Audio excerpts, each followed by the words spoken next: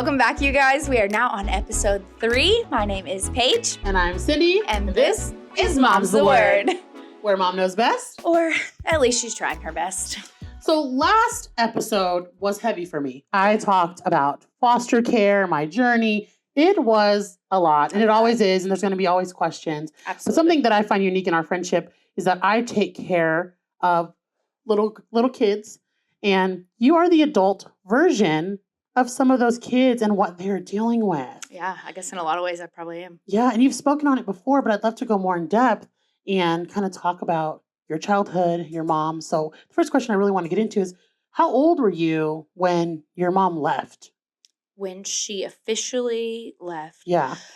I think I was 4. From what I've been told, I was 4. I don't remember the day exactly. I don't remember the transition really either. I don't remember going from I live with mommy to I live with daddy. My dad remembers it, of course. And what he has told me is he was just very excited to get me for my every other weekend visit. And I came with a backpack. And in that backpack was a ballerina leotard, a winter's outfit. It was summer. A winter sweater outfit. And that was it. And Sunday rolled around and nobody came. Nobody came. Nobody came. And your 4-year-old little self sitting there waiting. Mm-hmm. Probably had no idea at that point. Probably had no idea. And I think what is hard for me is that I look at Boston, who is now 4. Yes. And I think, how? Because I just don't understand, I guess. And it's hard for me because I think that the misunderstanding has only gotten deeper as I get deeper into motherhood. I just don't know how you would want to miss out on those moments. It's hard for me because I see it in a perspective where, kids are coming into care. 4. I've had, 3, 4-year-old. Mm-hmm. And seeing them go through that is heartbreaking because their little hearts do not fully understand what's going on. Not at all. They're thinking, my mom is coming back. Mm-hmm. And on those days that they don't show up, I have to pick up those pieces and put this mask on, like telling them what's happening, but in a way that is not going to create trauma for the rest of their life because, unfortunately, yours has been lifelong. Yeah, absolutely. And I think that my dad did the very best that he could. Right. And that he loved me. I don't want anybody to think that I had a terrible childhood. I had a painful childhood because I was very aware of big adult situations that were going on in my world. I think I was exposed to that a little too early, but I had a good childhood. My dad loved me. My stepmom loved me. Right. But ultimately what I remember most and what resonates with me most as an adult is that feeling of, why wasn't I good enough for you to stay? Was it something wrong within me? As a little girl, I was just very confused. Right. I was very confused and didn't really understand what was happening. Yes. And my dad will tell me different things about, like, I would see her, and then, we would be told, I'll be back, and next weekend I'm going to come back and I'm going to get you and we're going to do this, this, and this. And then that Friday would roll around and I would be so excited because I would remember. Right. I would not forget. Right. And I would be counting the days. Yeah. I'd be like, I'm going with my mom today. Yes. And my dad would be like, I don't know, baby. We haven't heard from her this week. I don't know. We'll see. And I'm like, no, she told me she was coming. She's coming. So I would pack my bag. And at that point, we had AR reading, if you know what AR reading is, when you're required as a kid. Yes. And so I would sit on the porch and complete my AR reading. We had like this wood fence, like posts that you could sit on the porch. So I would sit up there and perch and just watch the cars pass and just wait for hers to come down the road. And I can remember I would switch positions because we had 2 roads. It was at a 4-way fork. And I knew she would come from one of the 2. So I would switch to where I could see one of those roads in hopes of her car coming down. And I must say about 99% of the time, it never came. My dad would have to take me to Brahms or somewhere. He said I would have to distract you. It makes me really emotional to hear that and picture you. Literally I could tear up because I have literally been in that situation with a child. And knowing that you had to go through that is heartbreaking because you have so much hope that they're going to come. Yeah. And sometimes it's multiple times. Multiple times. And so as the adult, as your dad, and now as me as an adult taking care of children in foster care, it is heartbreaking Mm-hmm. to see you have to go through that and then try to pick up those pieces. I think that is a very hard thing to think about, is that as a child, I focused so many hours on the waiting. The thing that really as an adult makes me feel like, oh my gosh, like makes me realize how much pain I was in, was I can remember whenever I got my first landline phone, my own phone line, right? My dad needed a fax machine technically, but they didn't tell me that. They said, you get your own phone. You get your I was phone. like, yes, so excited. So I had my own phone in my own room. And one day I'd checked the mail and there was a Yellow Pages phone book in it. And so I took the phone book in my room and hid it under the bed. And I would circle the spots for similar names of hers or my stepdad's names. And I would, this messes me up even to talk about it. I would call. I mean, back in the 90s, you think you'd have the voicemail box like on your kitchen counter. Like you'd come home and click the button and it Your would little play voice out loud. on there. Oh. And it would be me. I can't imagine now being a 30-year-old woman if I came home and pressed play on a voicemail box and there was this 6-year-old's voice on the other end. And I'd be like, I don't know if you're my mom. I don't know if this is my mom, but you have the same name as my mom and it was in the phone book and I just want you to come back. Would you come back? I miss you. I love you. This is my number now. You can call me here, That's heartbreaking. And I would do that to hundreds of phone numbers. And no one called back. No one ever called back. And so I'm certain that there are adults out there that can recall that can remember a little girl on the voicemail saying that. And I, as an adult, can't imagine hearing a little girl like that. And it really, it really does something to me mentally to think about all of the things that happened in those years and all of the ways that I tried to cope and tried to find her whenever Google came out and I would Google her name and things like that. And I don't know necessarily what role my dad played in it. There are a lot of speculations and a lot of different accusations from both sides, to be fair, from both sides. It's never really it's always they put the blame on each other. Absolutely. It's always, it's your mom's fault. Yes. It was your dad's fault. And it's just a constant battle and fight, I feel like, for the rest of my life. And the only person I feel like that it really genuinely hurt deep down was me. Right. And I hate to even say that because there's a part of me that hopes that it also hurt my mom. And I have spoken to her, of course, and she does say like, oh, it killed me to be apart from you and things. But I think, but there was no actions, and so that mother, hurts. Yeah. As and a now mother, that you're a mom, I don't understand. Don't understand that. Yeah, it wasn't always like that. I will say it was not always like that. She was in and out of my life from the time I was 4, probably until about 9.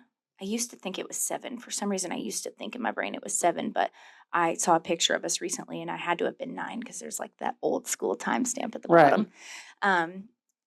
And I can remember she would come like once every 3 months, once every 6 months, once a year. It was just kind of very sporadic. It was always very random. It was never every other weekend. My every other weekend visit was actually with my Lita, who was her mother. Okay. And she lived out in Fort Worth, and she would drive all the way To into see you. Denison, which is about a good 2-hour drive, to pick me up every other weekend. And we would go to the mall, and we would go to the movies, and IHOP. Oh my gosh, every time we'd go to IHOP, she would order crepes. And if they were not piping hot, she was sending them back. It would just embarrass me so bad as a child. But now I look back and I'm like, oh, Lita, Yes. I miss her so much. God rest her soul. But during those times you see your mom? No. During those, not like you said, every 3 months. Yeah. Was it a sincere interaction? Do you Yes. felt like it healed you during those moments? Absolutely. Absolutely. But then they would be far too apart, right? Like it's just, it wasn't enough. Yes. Yeah, absolutely. Whenever I would be around her, I was just the happiest kid. I have my mom, and that's all I wanted. I also have 2 older sisters. I am one of 6 siblings, but I have no full blood siblings. So I have 2 older sisters that are biologically my mom's children. And then I have a younger sister and 2 younger brothers that are biologically my dad's children.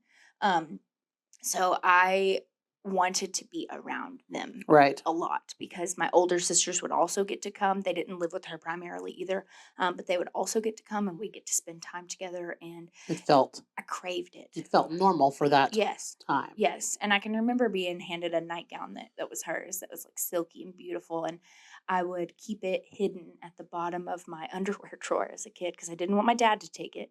And I would take it out randomly and put it on to see if it fit because I wanted to be able to wear it.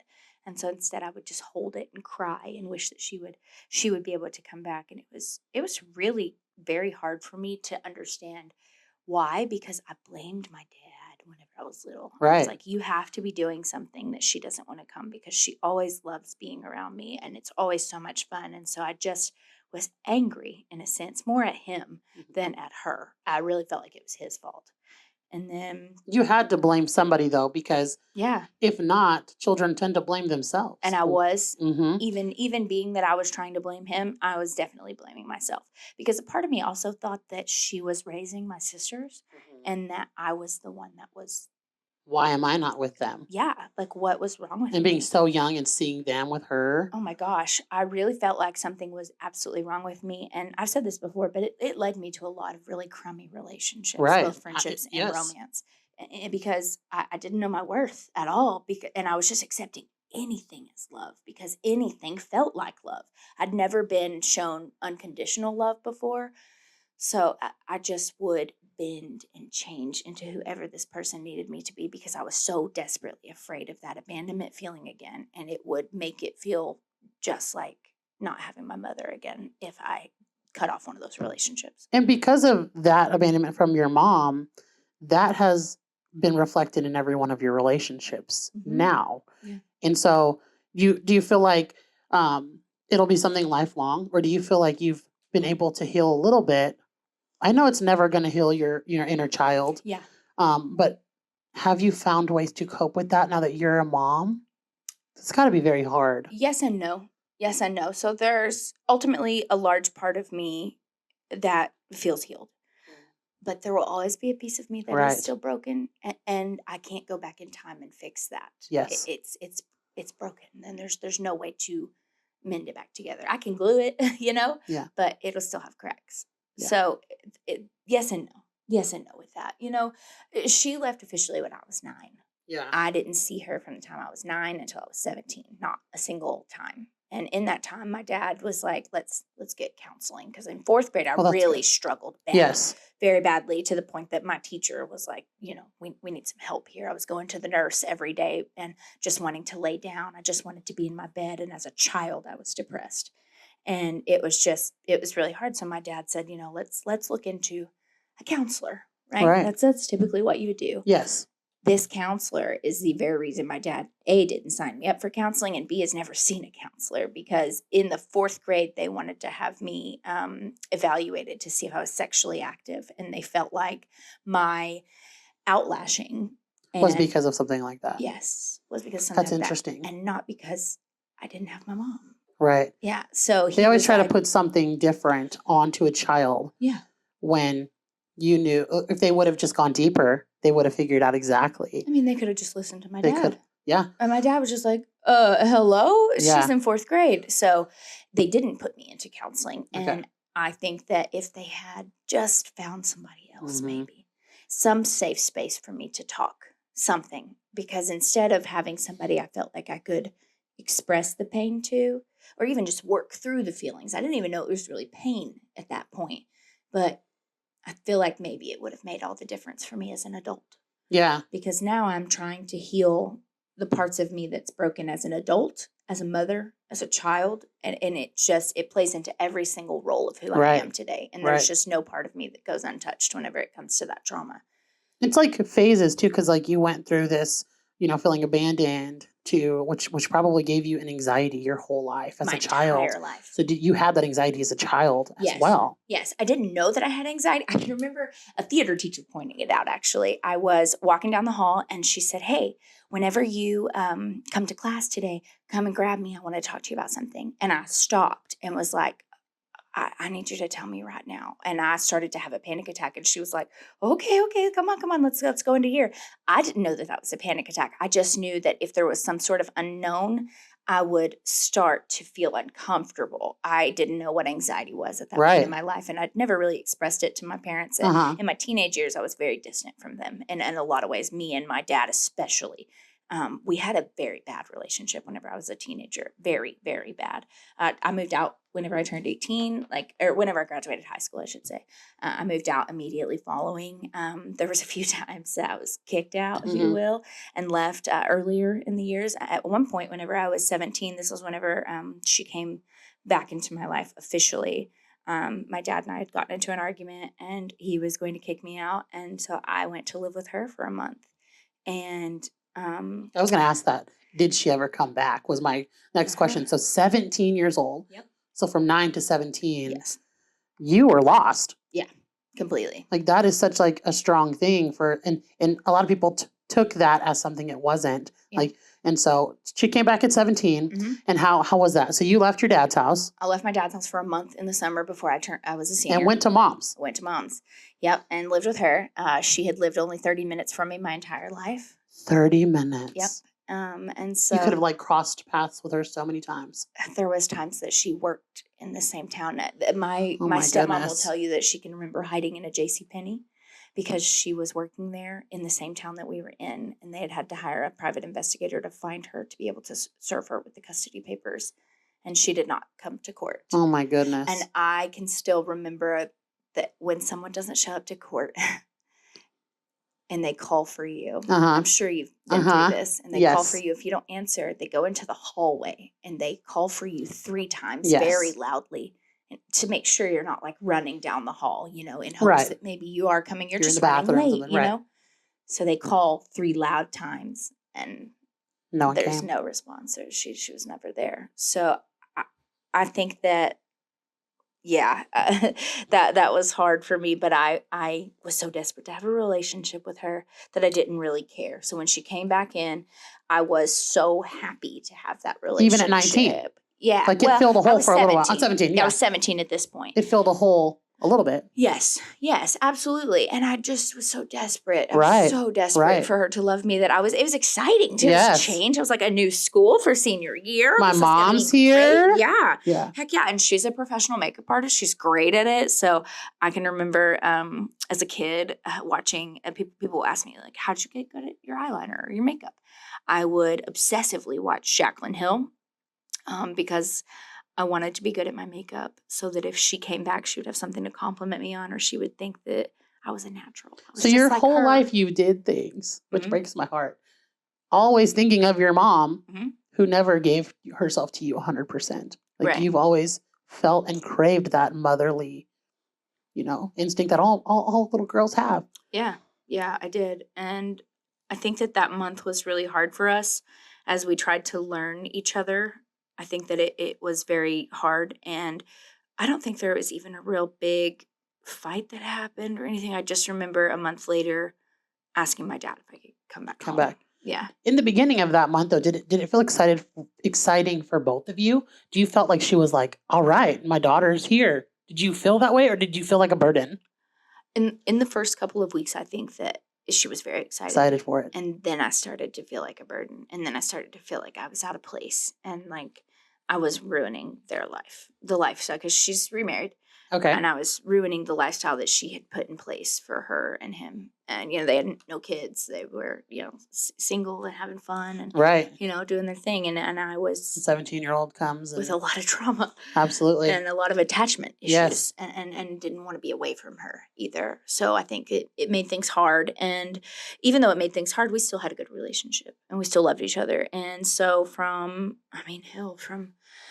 then until I joined the Army at 19, she was there for me during all of that. And Mom's the Word podcast is recorded at the Museum of Neon Lights in Frisco, Texas. It is a selfie studio open to the public. Mention the podcast and you'll get an exclusive 10% off.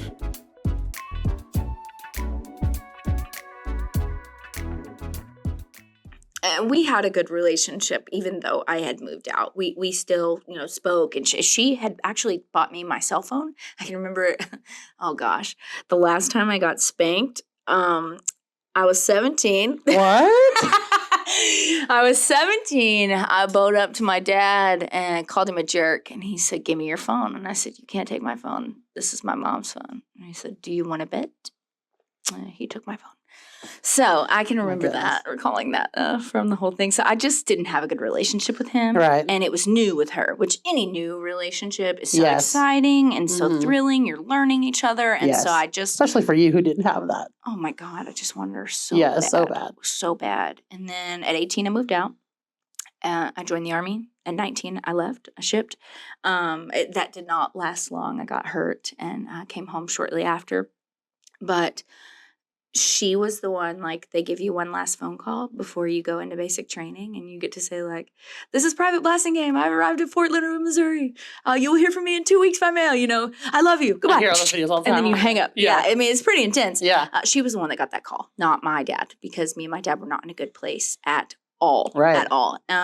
And not to go too deep into that, because I feel like it's definitely a different conversation, but I got pregnant at senior prom. And my dad was like, "We're not playing house in my house. You are going to have to get your own things. You're going to have to do your own stuff. You've got to be an adult now. You make adult decisions. You're going to be an adult." Wow. I did miscarry and lose that baby, but I got out before that happened. I had an apartment. I didn't have a car. He took my car, so I had no transportation at that point. So I'd taken out, a loan to get a car and was doing my best. It got repossessed because I did not have the money to pay for a car. It was a $350 car payment a month for a little 2012 Honda Civic. It was, they got me. But you had to do what you had to do. I had to do what I had to do. I was living in income-based apartments and just trying my best to be this adult that I thought that I was because I was 18. So then when all of that happened, it really put a bad relationship. It put bad things between me and my dad. Some of the things that he said that I don't feel are necessary to bring up because we do have a good relationship now. Yes. So I don't think it's necessary to air those things out. But yes. It was bad. It was very bad between him and I. So she was who I leaned on in that chunk of time. And then... you said, it's major attachment for different people. So I feel like you attach to people and give them your all when that you feel like they're reciprocating that. Yes. So you attach to her, you let him go. Yep. I shut down otherwise. And sometimes a lot of kids or adults who have childhood trauma will attach and keep going. So they'll attach somebody until that person hurts them. They're going to attach to the next person. I do that too. Yeah. I will say I do that too. And my best friend will point out, she'll be like, I'll be like, I'm going to go do this with this person. She'll be like, do you remember whenever and I'll be like, oh, snap, you are right. I will completely black it out as if it doesn't exist. Yeah. And I won't even remember it until it's brought up because it's almost like my brain does it. Okay. My brain has this hidden folder of trauma and it just shoves things back there because I'm so afraid of losing people in my life that I will allow them to treat me poorly because that's all I ever knew was love. That's what I grew up knowing. They're treating me good right now. Right. Right in front of me for the one visit. But they shit on me, 15 more times. Exactly. And you're like, oh, you know what? Right here in front of me, though.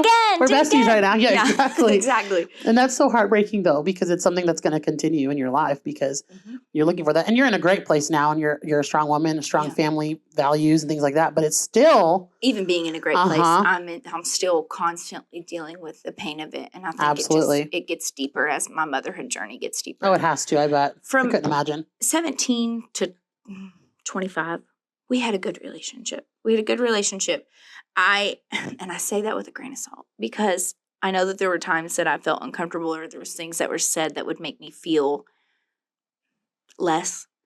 And I just would accept it because that's just who she is. That's just, this is what it is. And you're used to it, unfortunately. Right. And I just wanted to be her best friend so bad. I was just in this state of figuring myself out too. I think from 17 to 25. Oh, yeah, those are discovery years. For sure. You should do those not on the internet. Those are hard years. At least they were for me. They were rough. Yes. And I was in a same-sex marriage, and my dad was not very supportive of that at first. Not because he doesn't support that, but just because he thought that I was full of it. And so he said, "You've never dated girls before." And I said, "Well, I never liked a girl before. Like, I never found somebody that I genuinely wanted to be with. And Right. so he would chalk it up to, this is a phase. And so he didn't put any care or effort into that relationship, which hurt me very badly and kind of drove a further wedge between him and I, which only pushed me further to her, who was very accepting always. Whenever I was little, I can remember she never had a whole lot of friends. Your mom? Yes. All of her friends were drag queens. And they taught me how to Vogue. My uncle owned a gay bar, and we would go out there and dance to Madonna, and I would eat the cherries or the oranges out of the bar cart, or the olives out of the bar cart off the garnishes, So that's what I remember as voguing, and I knew that she would be accepting of me. And she was immediately. Absolutely. She was so accepting, and so to feel that love from a parent, it felt unconditional. And it was so nice to have that for that chunk of time. I needed her during that time, and I am thankful for that. So things worked out in that way. Yeah. It healed you for a little bit. And then I had Boston. And everything you became a mother changed. And you're like, how? Exactly. How did you do this? And then even worse than that, to watch her be a good grandma, to watch her desperately want to be around him and to call and check on him. And I wouldn't get a call on Christmas or my birthdays. So I think that became very difficult for me. And there was a spark of jealousy in there. It's almost like your inner child yelling, like, this isn't fair. Yeah. Like, it felt like, I'm glad you love my child, but this isn't fair because I didn't get any of that. No. And why are you pouring all of that into him? And you had nothing, not only from me, but from my other two sisters as well. It became so confusing, Cindy. It became so confusing as an adult to navigate through that, and to also still desperately as a child crave her attention and still want her to be around. Right. But I couldn't. And I try now. Yeah. I desperately try. We are not no contact, but we are very little contact, I will say. I think that there was a big argument that happened between the two of us whenever Boston was one. Where I felt like she was overstepping a boundary with me as a grandmother, and she was pushing too hard what she felt like I should do as a mother. And that enraged me in a large way, in a way that I never expected, because I was like, you never mothered me. You do not get to mother my children. And it was hard. It was very hard for me, but it drew a line. It drew a line in how far I will go as far as to letting her in anymore. Yes. Because I've realized how much pain that it puts me into. Yeah. And I think that the hardest part about having an abandoned parent, right? The hardest part is the part where you feel like it's your fault. You feel like something was missing in you, or you must have done something wrong. Maybe I was too hard as a baby, or too hard as a toddler, or maybe I don't know. I don't know. I will never understand. When I look at my children, I'll never understand why. Sorry. Yeah. I'll never get it. I'll never understand how that person was able to go so many days and not wonder, what is she doing? What is she like right now? Does she like princesses or softball? Does she want, purple or pink? Those things that you want to know. I want to know everything about my child. And I think that is one of the hardest things for me, is that she didn't want. Mm-hmm. She didn't want that. And if she did, she didn't fight hard enough for it. Yeah. And I think that would have made all the difference if she'd have fought harder. Yeah. Or if at least I felt like she'd fought harder. Showed up a little bit more. Yeah. And I feel like that I'm in this position now as a foster mom, dealing with little girls just like you. Yeah. That I get to tell them, like, this isn't your fault. Yeah. You didn't deserve this. This should not have been the outcome. And some things are out of your control. And it's hard for me because, like, you can't replace that person. I will never replace that. Your stepmom will never replace that. But having an understanding of how it feels for you as an adult now makes me just, more sympathetic to these children, because it's something that's going to be with you forever and them forever, and seeing them cry for their mom forever. Yeah. That's one of the things I tell people when they ask me, because there's a lot of parents who are right now in that situation where mommy or daddy doesn't show up for their kid. And they're like, what do I do? How do I help them to not feel like this? Yes. The only thing you can do is try to put as much self-confidence as you can into that child, because they have to fill that void themselves. Yes. They have to be able to love themselves so much that they know they deserved better. And that it was never their fault, that it was something missing in that parent, not within that child. That's right. And that is ultimately... Oh, that's so powerful. That's what you have to do. Something missing in that parent, not that child. Not that child. That child is innocent and didn't ask to be born. At all. Didn't ask for this. And the fact that I will spend my entire life trying to repair that part of me that was broken as a child, it makes me angry. It makes me angry because I know that I deserved a better childhood. Yes. And I see other people with these great childhoods, and I'm just so jealous of the fact that some people just feel love all the time and support all the time. And some people, their parents pay for them to go to college and they help them set up their first apartment. And, I was riding the Metro bus 2 hours one way just to get to work. Right. Just because I was in ultimate survival mode for so long. So it just feels like I got cheated. You did, though. I hope that I can.